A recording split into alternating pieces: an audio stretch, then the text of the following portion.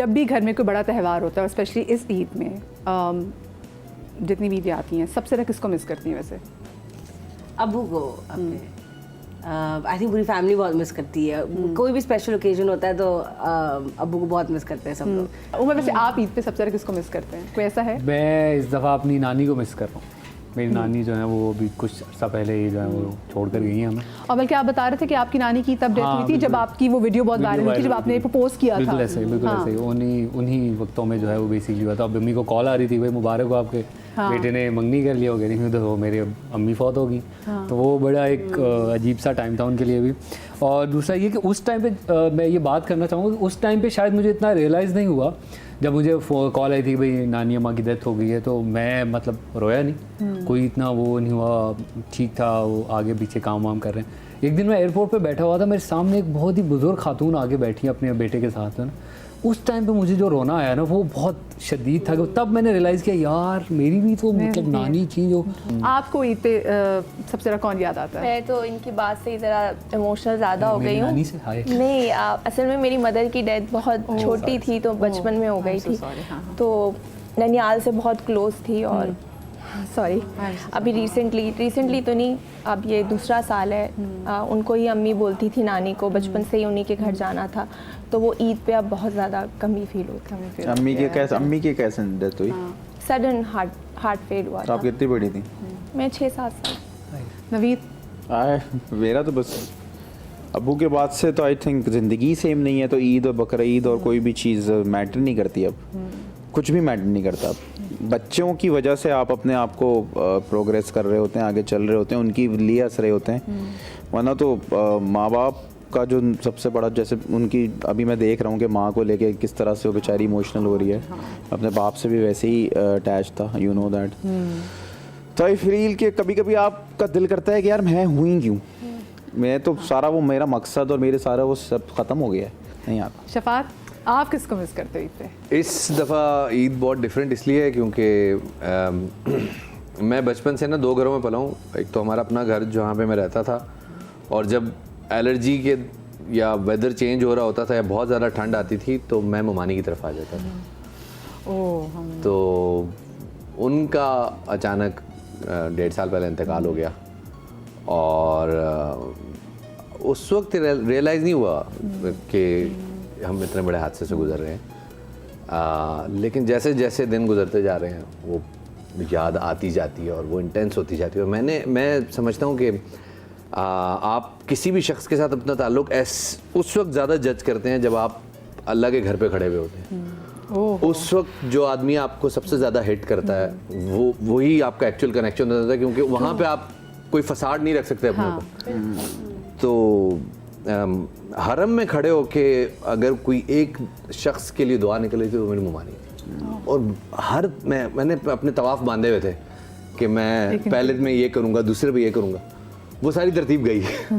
मैं हर तवाफ़ में सिर्फ उनके लिए दुआ मांगूंगा। मैंने वो सोचा हुआ था कि मैं सफ़ा पे खड़ा हूँगा तो मैं ये करूँगा, और वो पूरी ना एक विजुअलाइजेशन चल रही होती है। आप सफ़ा पे जाते हैं, आप देखते हैं अच्छा यहाँ पे रसूलुल्लाह खड़े हुए होंगे, पहला ऐलान यहाँ से हुआ होगा। वो सारी चीज़ें कहीं इधर उधर हो गई और बस सिर्फ उनके लिए दुआ चल रही थी। आप ईद पे सबसे सेम आई थिंक माँ बाप सबके लिए बहुत अहमियत होते हैं। तो दैन मेरा भी यही कि जब से अम्मी और अब्बू दोनों नहीं हैं, अम्मी तो बहुत छोटी सी थी तब से नहीं थी, तो अब्बू जो थे वही सब कुछ थे। जब उनका इंतकाल हुआ ना तो अब तक मैं उनको बहुत मिस करती हूँ। और ऐसा नहीं कि सिर्फ ईद पे, मैं कुछ भी ऐसा करती हूँ तो मुझे कहीं ना कहीं अपना अब्बा याद आते हैं, क्योंकि मैं 5 भाइयों की एक बहन, तो वो जो और बेटियां तो कहते हैं वैसे अब्बा की से क्योंकि बहुत अटैच होती हैं। मैं अभी ये सब वो बता रही थी तो एकदम से वही सारी चीज़ें याद आने लग जाती हैं। मुझे सबसे ज़्यादा जो अच्छी बात मज़े की लगती थी, अब अब्बू को रिटायर करवा दिया था, अब मैंने कहा था आराम करें अम्मी भी, तो वो जो ईद से पहले और जिस तरह से उन लोगों को पैसे शैसे देता था ना, तो मैं इंतज़ार कर रहा होता था लिफाफे का। मैंने अपना लास्ट लिफाफा अब्बू की ईद दिया हुआ ना रखा हुआ है, उसमें पैसे भी हैं। यादें रह जाती हैं। आप दुनिया में पेरेंट्स से ज़्यादा खूबसूरत कोई रिश्ता ही नहीं है। और दूसरा, जो लोग अपने माँ बाप के साथ रहते हैं उनके साथ हर दिन एंजॉय करें। ये काम की भाग दौड़, ये पैसे बनाने की भाग दौड़ ज़रूरत ही नहीं है। इतना है, ज़रूरत है, बस दैट्स इट। फैमिली के साथ रहें। हाँ बिल्कुल भाई, इसी नोट के साथ में वैसे आप लोगों से कोई आप लोग ज़रा डिफरेंट मैसेजेस पर ईद पे देना चाहे फ़ायज़ा लोगों को? नहीं, बस आई थिंक यही कि हम सब अभी जितने एक टोन ही बदल गई हम सबकी, तो ये जो इसी से कंटिन्यू करूँगी कि जो माँ बाप के साथ रहते हैं तो कोशिश करें कि बुरी तरीके से, I know sometimes it's difficult, लेकिन बुरी तरीके से बात ना करें और अपने अराउंड जो लोग हैं उनको उनकी ज़िंदगी में अच्छी बातें बोलें। हम लोगों के मरने पे जितनी अच्छी बातें बोलते हैं, काश हम उनकी जिंदा होने के वक्त उनको वो बातें बताएं। All the thing that you want to say to people, उनके जाने के बाद वो आप अभी उनके इस कोशिश करें इसी जो और मैं कहते उनके शर्म मुंह पे कह दें। झिझक मैंने रेन को बताया आप उनसे कितना प्यार करते हैं, और हम थोड़ी नेगेटिव उसमें ज़्यादा हम लोग कहते हैं हम एक्सप्रेसिव नहीं है, लेकिन नेगेटिव इमोशंस हम बहुत अच्छी तरीके से एक्सप्रेस करते हैं। लड़ाई झगड़ा, लोगों को क्रिटिसाइज करना बहुत आराम से करते हैं, फिर बोलते हैं हम एक्सप्रेसिव नहीं है। उमर, क्या मुख्तलिफ जो है वो आप मैसेज देना चाहेंगे इस आजकल की यूथ आपको देख रही है जो फर्शी शलवारें पहन के सब घूम रही है बात? उफ तौबा। मैं उन्हें कहूँगा कि पहने ही अच्छा है, ट्रेंड में ट्रेंडिंग कमीज़ें थोड़ी सी लूज सही है। और दूसरा मेरे ख्याल से जो रूठे हुए लोग हैं ना आपसे, उनको मना लें। ईद का मौका है, और जिनको शौक हो रूठे रहने का, गले वले मिलो जाके, कोई मसला नहीं यार, जबरदस्ती गले लगा लो। हाँ। जब आप गले लगा लेते हैं ना किसी को, ज्यादा देर आपसे नाराज रह नहीं सकता, ज्यादा से ज्यादा क्या होगा, थप्पे पे मार देगा, खा लेना।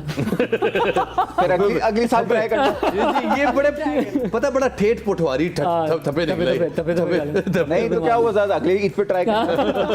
ट्राई करते रहो की बोए ना। इसमें हो गया कि आप इज्जत और जिल्लत का फर्क खत्म हो जाएगा आपके अंदर से।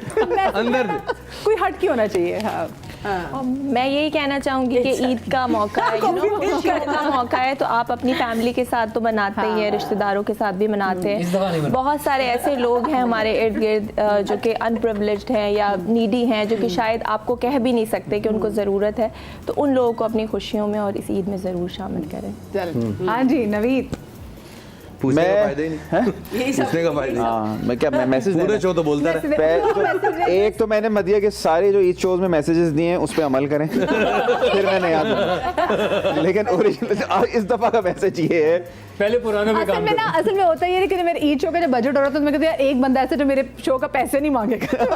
नवीद को लॉक कर दे, नवीद को लॉक कर दे। अल्लाह ने दिए ही नहीं है, ये भी नहीं देंगे। क्या है, ज्यादा मोटरसाइकिल ले जाऊंगा, उसी पे बैठ के घर चला जाऊंगा, इसीलिए इनकी गाड़ी बुलवाता हूँ। लेकिन सीरियस मैसेज ये है कि एक तो अल्लाह सिग्नल छोड़ते हैं उनको ईद का, हाँ चमाट है उनके लिए, उनके लिए तो चमाट है। तो एक तो अल्लाह का शुक्र है हम सब के ऊपर कि हंसते बोलते हैं इस तरह से, और जो चाहते हैं वो पहनते हैं, जो चाहते हैं वो खाते हैं, जो चाहते हैं बस मिलना सबसे पड़ता है, वो एक उलझन है। हमने इनकी तरफ माँ बाप अगर साथ नहीं रहते हैं तो अपने घर में उनके लिए जगह बनाएं, इतनी गुंजाइश बनाएं। आप कितना भी कमाते हैं, माँ बाप आके कोई डिमांडिंग नहीं होते, कोई उनकी इतनी बड़ी फरमाइशें नहीं होती। आप 2 रुपए कमा रहे हैं ना, मैं आपसे वादा करता हूँ कि आपके 5 रुपए हो जाएंगे। माँ बाप का घर में साया होना चाहिए, बहुत फर्क पड़ता है। और तुमसे ये वादा दो कि तुम अम्मी को बुलाओ बस। नहीं मैंने अब वो हाँ, आ रहे हैं वो लोग ईद के बाद। अम्मी का पीस भी इकलौता है ना ये। बस अब अकेले बहुत हो गया। नहीं बुला लो। बेगम को भी साथ ले और अम्मी को भी साथ ले। शफात उन लोगों को मैसेज दिया जिन्होंने पूरे रमजान फल महंगे करके बेचे यार। अच्छा मैं जफर अब्बास लगाऊं यहाँ पर, मुझसे फल महंगे और महंगे कर देंगे। तो यार ये नहीं कर सकता क्योंकि आधे तो रिश्तेदार है। मैं क्यों क्रैशी लगाऊं यहाँ पे, अजीब बातें कर रहे हो यार। अच्छा यार